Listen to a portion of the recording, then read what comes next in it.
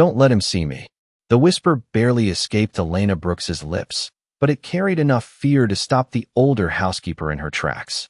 The grand ballroom of the Crawford Royal Hotel shimmered around them like something built for kings. Crystal chandeliers poured warm gold light across polished marble floors. Jazz drifted softly through the air while politicians, investors, and celebrities laughed behind glasses of $1,000 champagne. Outside the 30-foot windows, Manhattan glowed beneath a cold October rain. Inside, power moved from table to table dressed in tailored tuxedos and diamonds. And at the center of it all stood Nathaniel Crawford. 6'3", silver-black tuxedo, sharp jawline, calm eyes that rarely softened for anyone. The billionaire tech mogul moved through the room like a man who owned every breath inside it. Because in many ways, he did. Men twice his age straightened their posture when he approached. Women smiled too quickly. Employees lowered their eyes. Nathaniel Crawford had spent 15 years building an empire worth nearly $11 billion. But people didn't fear him because of the money. They feared him because nothing seemed to touch him anymore. Not failure. Not criticism. Not guilt. At least that's what the world believed. Elena kept her head lowered as she adjusted the silver tray, trembling slightly in her hands. Her black, Maid uniform was immaculate despite the 14-hour shift. White collar pressed, sleeves buttoned neatly at the wrist, hair tied back into a low bun that revealed tired eyes carrying years no makeup could erase. She looked invisible. That was intentional. Invisible people survived longer in places like this. "You okay, honey?" Mrs. Evelyn Carter whispered gently beside her. Elena forced a nod. "I just need to stay out of his sight." But fate has a cruel sense of timing. Across the ballroom, Nathaniel paused mid-conversation. Something had caught his attention. Not her face. Not yet. Her voice. Soft. Low. Familiar in a way his mind couldn't immediately place. His eyes shifted across the crowd until they landed briefly on the woman near the champagne station. Elena turned away instantly, pulse hammering inside her chest. No. No. No. No. After 15 years, this was impossible. She had checked the event schedule twice before accepting the shift. Nathaniel Crawford was never supposed to attend tonight. But billionaires changed plans the way ordinary people change jackets. Elena swallowed hard and walked toward the service hallway, keeping her eyes down. The tray suddenly felt heavier than stone. Behind her, applause erupted as Nathaniel stepped onto the stage for his keynote speech. Cameras flashed like lightning.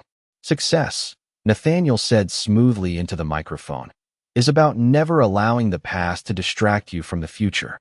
The audience laughed softly in admiration. But near the edge of the ballroom, Elena stopped walking. Because some pasts never stay buried. And somewhere deep inside Nathaniel Crawford's perfect world, a door had just begun to open. The applause rolled through the ballroom like distant thunder, smooth and polished, the kind rich people perfected after years of networking dinners and charity galas. Nathaniel Crawford stood beneath the stage lights with effortless control, one hand resting loosely against the podium while giant digital screens projected his face across the room. "The future belongs to those willing to outgrow their limitations," he said calmly. "Because survival is never about where you start. It is about what you choose to leave behind." More applause. More admiration. Investors nodded. Reporters scribbled notes. Somewhere near the back of the ballroom, Elena Brooks nearly stopped breathing. The words hit her harder than they should have. Leave behind. 15 years ago, Nathaniel had said something painfully similar in a tiny apartment outside Baton Rouge. Back then he was not a billionaire. He was 26 years old, ambitious, exhausted, and desperate to escape poverty before it swallowed him whole. Elena remembered the rain hitting the apartment windows that night. Remembered the silence after she told him she was pregnant. Remembered how long he stared at the floor before saying, "I cannot do this right now." She had waited for him to come back the next morning. He never did. "Elena." "Mrs. Carter whispered softly beside her. "You are pale." Elena blinked quickly and adjusted the tray in her hands. "I am fine." But she was not fine. Because Nathaniel's voice still carried the same calm sharpness that used to comfort her before it destroyed her. Across the ballroom, Nathaniel finished his speech and stepped down from the stage as guests rushed forward to shake his hand. Governors, executives, athletes. Every smile looked rehearsed beneath the chandelier light. Nathaniel accepted praise with the same detached politeness he gave everyone. Controlled, precise, untouchable. Yet even while speaking to a senator near the front row, his eyes drifted again toward the service staff. Toward her. Elena immediately turned away and moved toward the kitchen corridor. Her heartbeat pounded so loudly she barely heard the jazz anymore. Inside the service hallway, the glamour of the ballroom disappeared instantly. Bright fluorescent lights buzzed overhead. Metal carts rattled across the tile floors. Dishwashers hissed with steam. Workers rushed past carrying trays of lobster tails and crystal glasses worth more than a month of rent. Elena leaned both hands against the counter and closed her eyes for one dangerous second. "Mom," a small voice said suddenly. Elena opened her eyes. Micah stood near the employee entrance wearing a navy hoodie and worn sneakers, his backpack hanging loosely from one shoulder. 12 years old, tall for his age, quiet eyes that saw too much. Elena's face softened immediately. "What are you doing here?" she asked under her breath. "Mrs. Carter said you were working late. I brought your medicine." He held up the small pharmacy bag carefully. Elena swallowed emotion before it reached her face. Even after double shifts at school and long subway rides through Brooklyn, her son still worried about her first. She touched his cheek gently. "Thank you, baby." But before Micah could answer, the entire hallway fell strangely silent. Footsteps approached from behind. Slow. Expensive leather against marble. Elena froze instantly. She did not need to turn around to know who it was. Some people leave your life, but your body never forgets the sound of them coming. The hallway seemed to shrink the closer Nathaniel Crawford came. Conversations faded.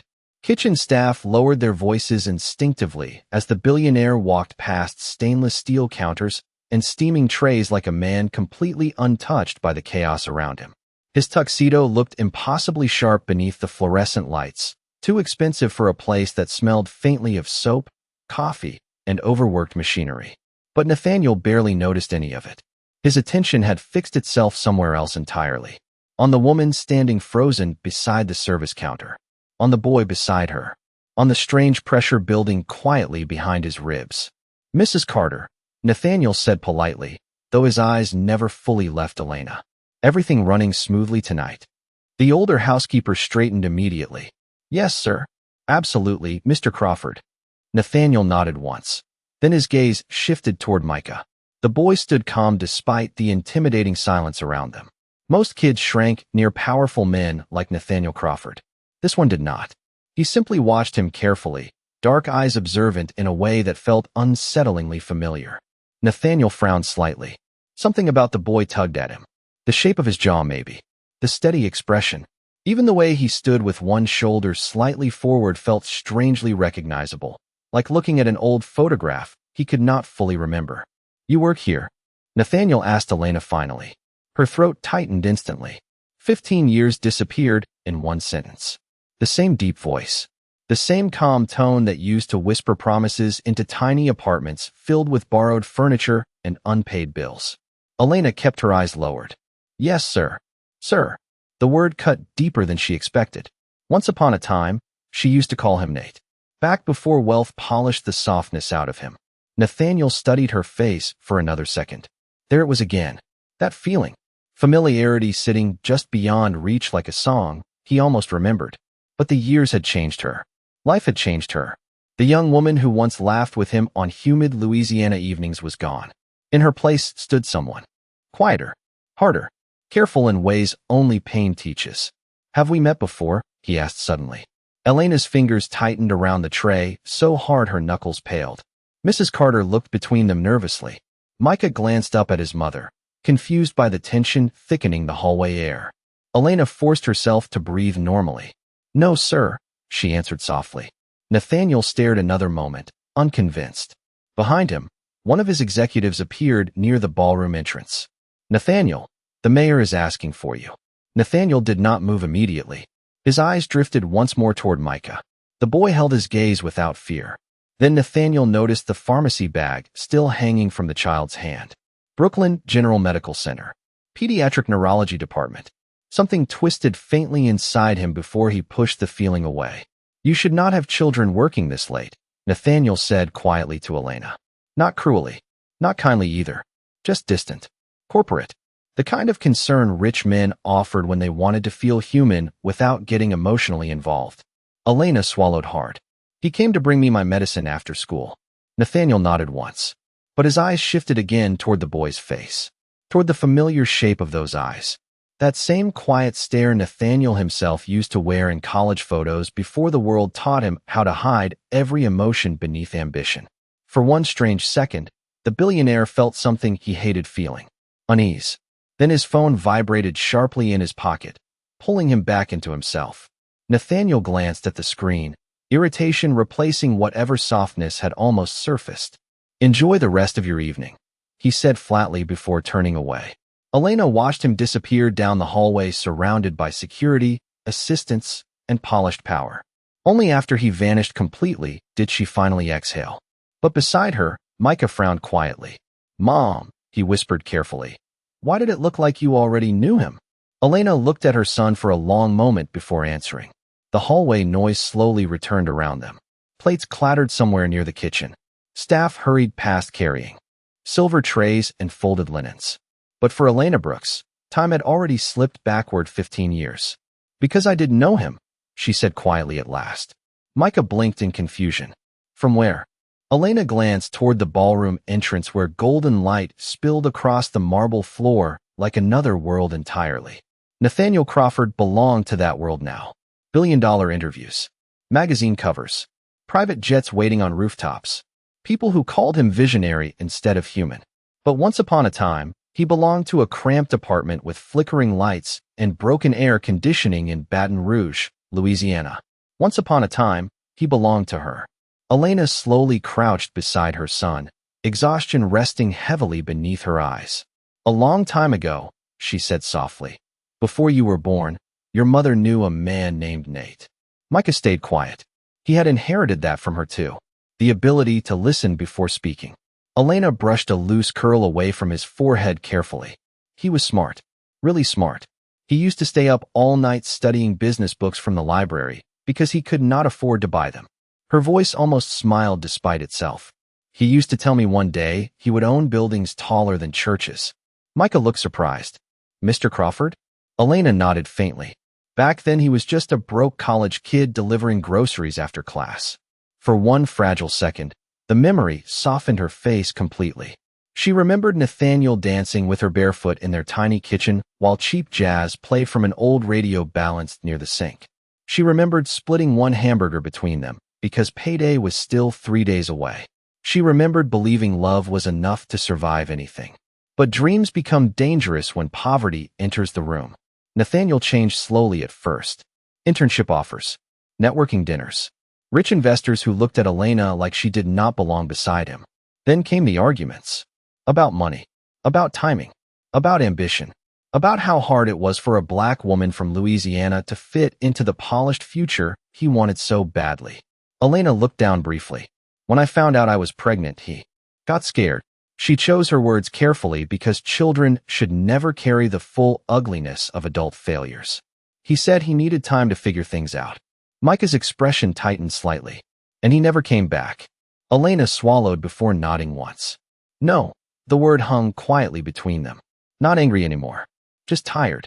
There had been nights Elena hated Nathaniel Crawford with everything inside her. Nights she cried while holding overdue electric bills in one hand and a feverish baby in the other. Nights she walked home from double shifts praying the subway card would still work one more time. But hatred takes energy, and survival leaves very little energy for anything else. "Did he know about me?" Micah asked softly. Elena's eyes filled for only half a second before she blinked the emotion away.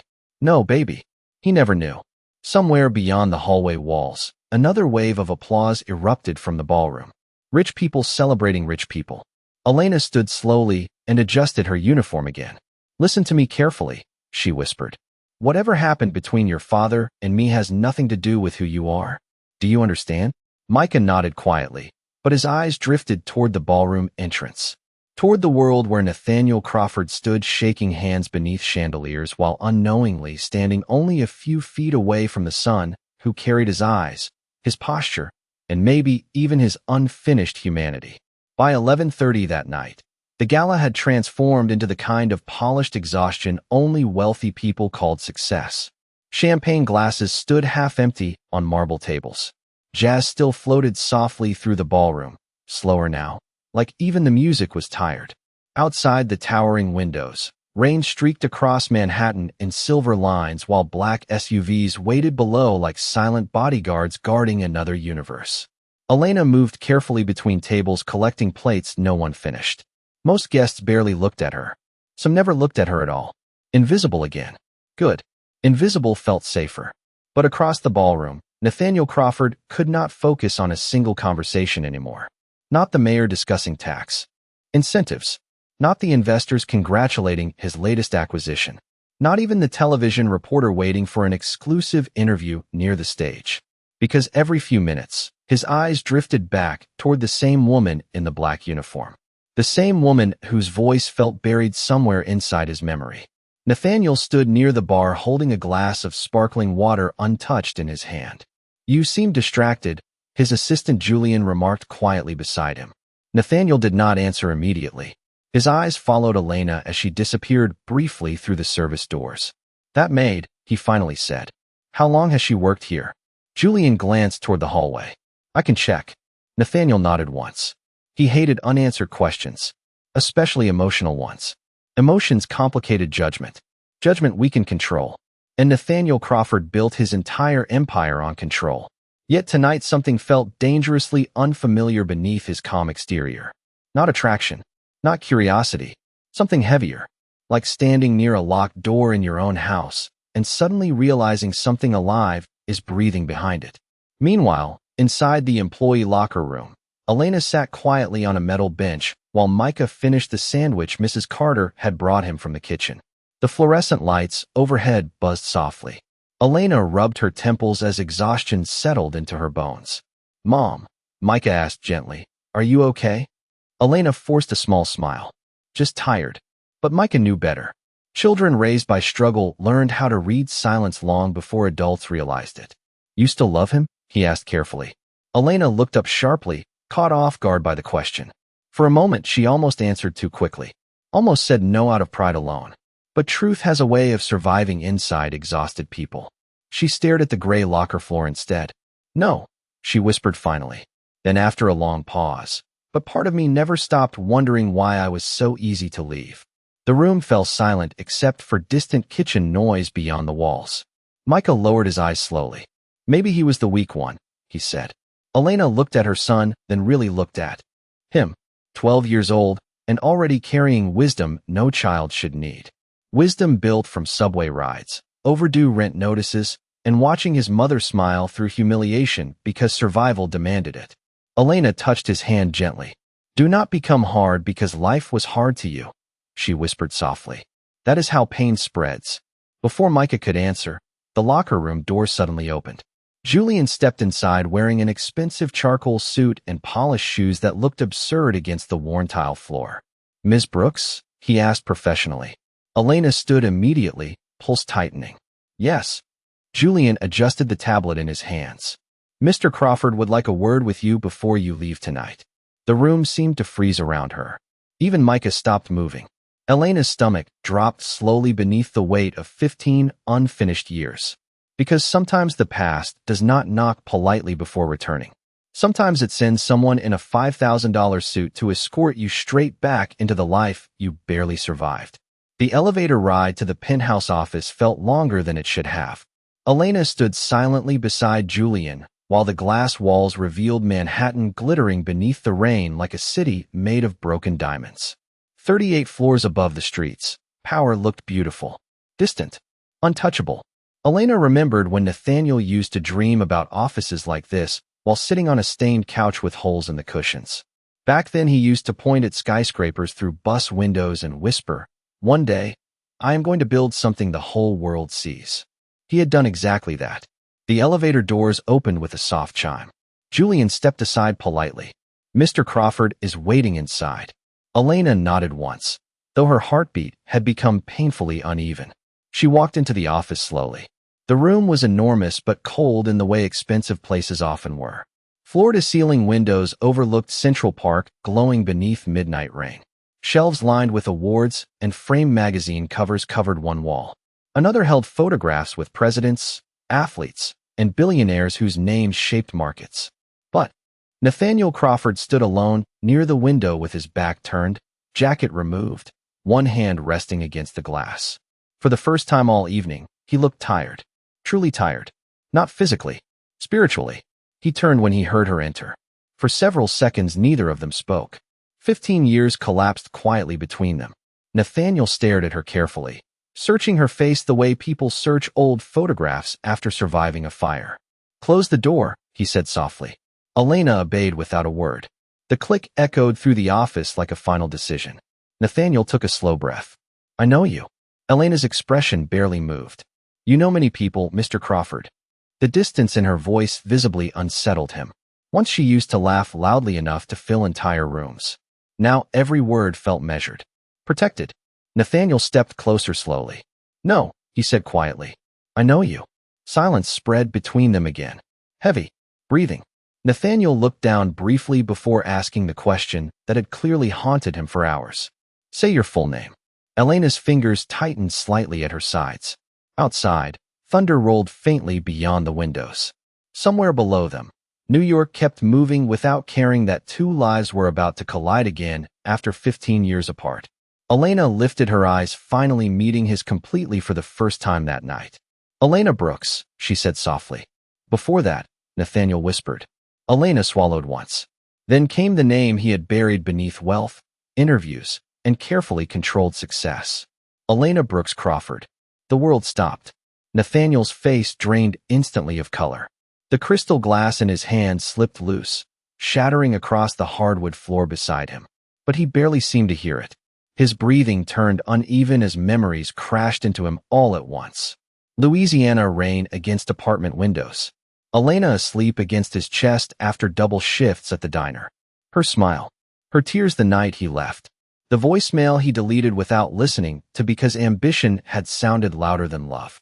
Nathaniel staggered backward slightly, as if the room itself had tilted beneath him. "No," he whispered under his breath. "No." Elena stood perfectly still. Not triumphant. Not angry. Just exhausted by a pain she had carried alone for too long. Nathaniel stared at her like a man finally seeing the damage his younger self had caused. Elena. Her name broke apart in his mouth. 15 years ago he had convinced himself leaving was necessary. Temporary. Survival. But standing in front of her now, Nathaniel Crawford understood something brutal about success. Some choices do not disappear simply because you become rich enough to stop talking about them. And suddenly, all $11 billion surrounding him felt terrifyingly small. For a long moment, neither of them moved. Rain crawled down the massive windows behind Nathaniel Crawford, while the city below continued glowing in perfect indifference. Somewhere beneath this tower, taxis still honked, couples still laughed beneath umbrellas, and strangers still rushed home through wet streets. But inside the penthouse office, time had narrowed into something painfully small. Just one man, one woman, and 15 years of silence standing between them. Nathaniel slowly lowered himself into the leather chair behind his desk, as if his legs no longer trusted him. He looked older suddenly. Not physically, emotionally. Like success itself had cracked open and revealed the frightened young man he buried years ago beneath tailored suits and billion-dollar headlines. "Why did you never tell me?" he asked quietly, though even he seemed ashamed of the question the second it left his mouth. Elena let out a breath that almost sounded like disbelief. "Tell you?" she repeated softly. "Nathaniel, I called you for weeks." His eyes lifted sharply toward hers. Elena continued before emotion could stop her. "I left voicemails. I wrote letters. I even showed up at your office in Houston once after you got the internship." Nathaniel stared at her silently. Elena's voice remained calm, but calmness can sometimes carry more pain than screaming ever could. "Your assistant told me you were too busy to see me." The office suddenly felt smaller. Nathaniel looked away first, because deep down, pieces of it were starting to return. The endless networking events. The investors telling him attachment was weakness. The mentor who once laughed and said, "Poor people stay poor because they carry emotional weight rich men learn to drop." Back then Nathaniel had been terrified of losing the future he fought so hard to reach. Terrified of becoming his father, a man crushed by bills and regret before 50. So he convinced himself abandoning Elena was temporary, necessary, practical. That one day after he became successful enough, he would come back and fix everything. But ambition moves fast while guilt waits patiently, and years disappeared before he even realized what he had become. I did not know, he whispered finally, though the words sounded weak even to him. Elena looked at him quietly. No, she said.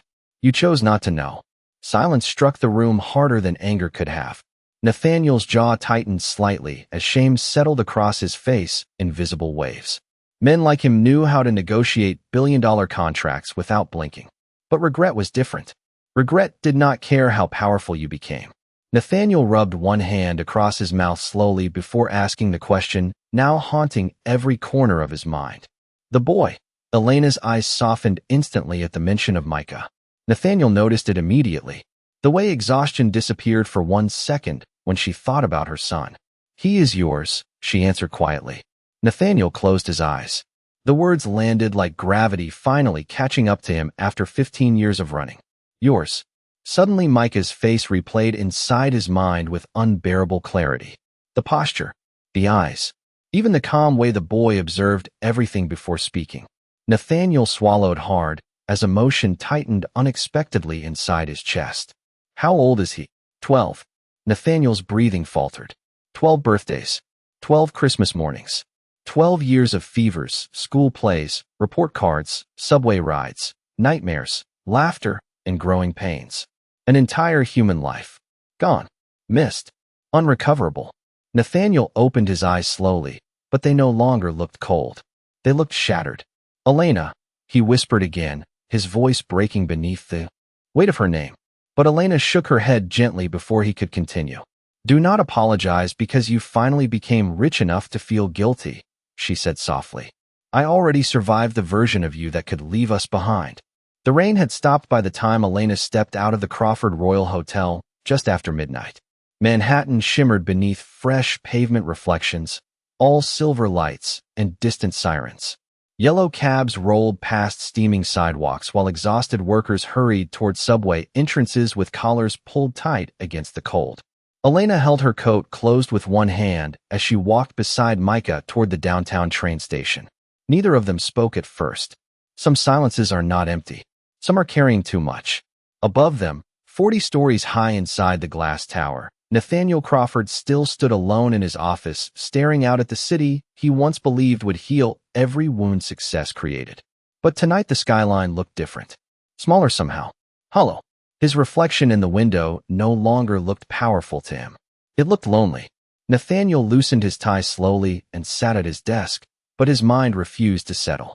Every memory of Elena returned sharper now. The way she used to underline words in library books while studying beside him. The cheap gold necklace she wore every day because it belonged to her late mother. The tears she tried hiding the night she told him she was pregnant. Back then Nathaniel convinced himself ambition required sacrifice. What he never admitted was that the sacrifice had never been his own. It had been hers.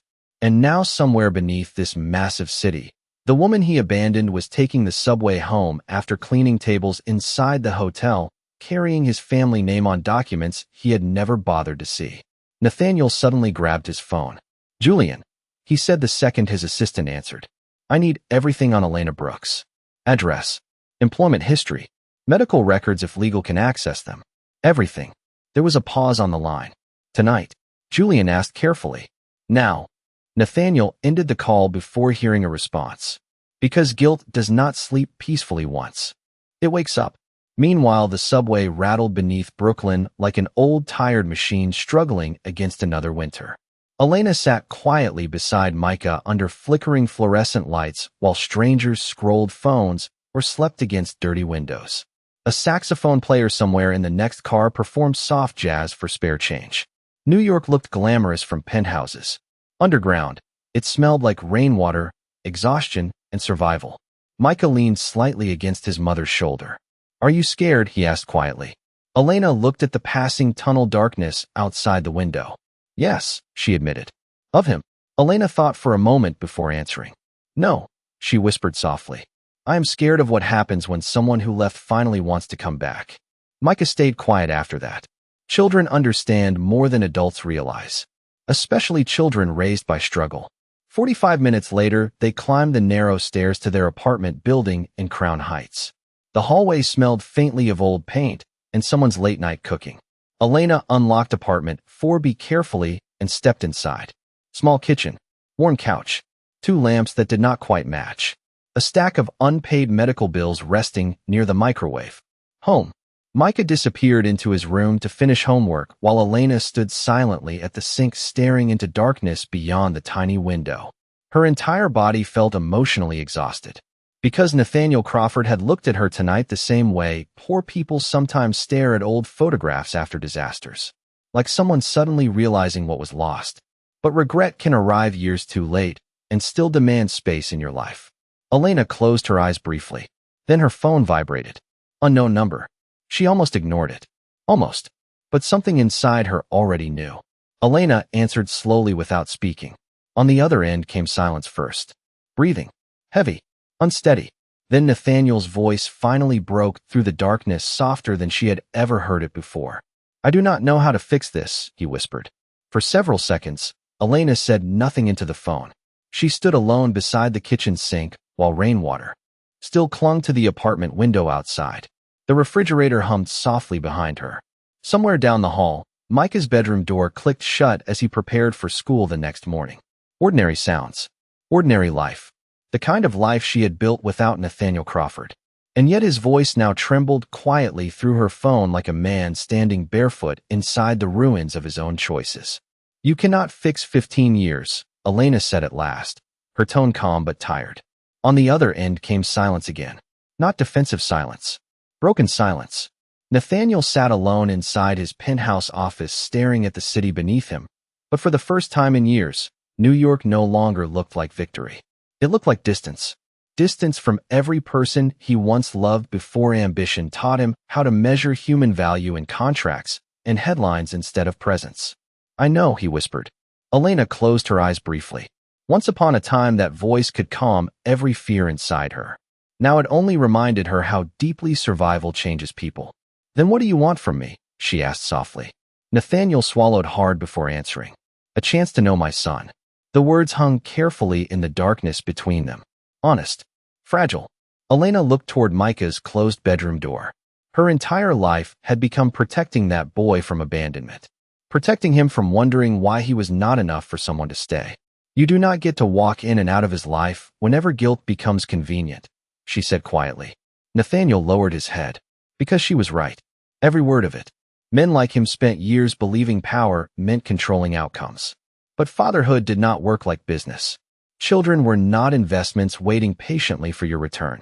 I am not asking for forgiveness, Nathaniel said finally. I am asking for responsibility. Elena did not answer immediately. Outside, a police siren echoed somewhere through Brooklyn before fading into the distance. New York never stopped moving. Not for heartbreak. Not for regret. Not even for billionaires discovering too late what truly mattered. He has a neurology appointment Friday morning, Elena said. Quietly. Nathaniel's breath caught slightly. Neurology. Elena glanced toward the stack of medical paperwork near the microwave. Micah was diagnosed with epilepsy when he was 7. The silence that followed felt devastating. Nathaniel leaned back slowly in his chair as guilt struck him harder than any public scandal ever could. 7 years old. Hospital visits. Fear. Medication. Sleepless nights. Elena carried all of it alone while he stood on magazine covers smiling beside private jets and billion-dollar mergers. Does he get good care? Nathaniel asked softly. Elena almost laughed at the question. Not because it was cruel, because it sounded painfully rich. Good care costs money, she answered honestly. Nathaniel looked around his massive office then. The imported marble. The abstract paintings worth more than Elena's apartment building. The awards lining his shelves like monuments to success. Suddenly none of it felt impressive anymore. Because somewhere in Brooklyn, his son had been fighting seizures while he debated yacht purchases with men who called him visionary. Nathaniel rubbed his eyes slowly. I want to help. Elena's voice remained steady. Micah does not need a billionaire. He needs consistency. Those words landed deeper than she realized. Consistency. Nathaniel Crawford had mastered expansion, negotiation, domination, acquisition. But consistency? Staying? Loving people without disappearing the moment life became inconvenient? Those were muscles success never taught him to build. Elena finally moved away from the sink. Friday, 10 o'clock. Brooklyn General. Nathaniel looked up instantly. Hope flickered across his exhausted face for the first time all night.